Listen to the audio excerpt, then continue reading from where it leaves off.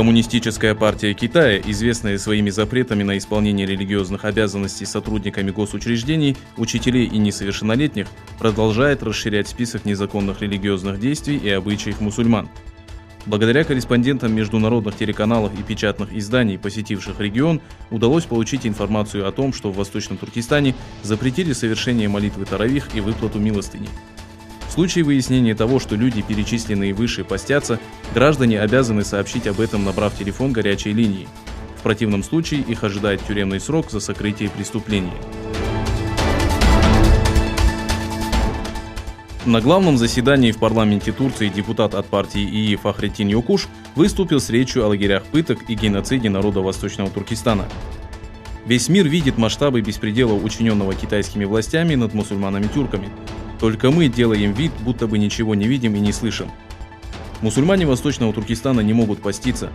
1/3 мечети разрушена, и более 3 миллионов тюрков находятся в лагерях политического перевоспитания. Восточный Туркестан оккупирован Китаем, и выступление против оккупации ни в коем случае не касается территориальной целостности Китайской Народной Республики.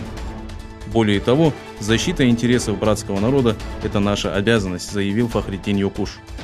В свою очередь, руководитель партии ИИ Мераль Акшенер призвала правительство принять действенные меры для того, чтобы остановить репрессии и гонения народа Восточного Туркестана. Пекин сообщил, что готовит ответные меры после того, как Вашингтон запретил американским фирмам сотрудничать с китайской корпорацией Huawei. Глава китайской комиссии по европейским странам Жан Кмин сделал следующее заявление. Это неправильный поступок, и США получат достойный ответ. Китайские фирмы лишены своих законных прав, поэтому Пекин не собирается сидеть сложа руки. Пока неизвестно, что именно Пекин противопоставит Вашингтону. Стало известно, что группу женщин, бежавших в Китай из Северной Кореи, принуждали к рабству.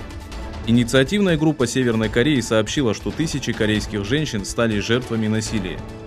Многие из них были проданы богатым китайским мужчинам, которые издевались над ними и периодически избивали.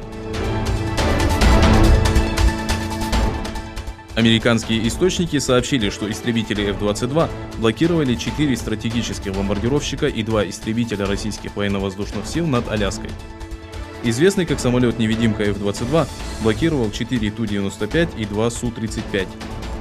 Российские источники сообщили, что во время полета, который продлился 12 часов, на определенных участках F-22 сопроводили российские самолеты.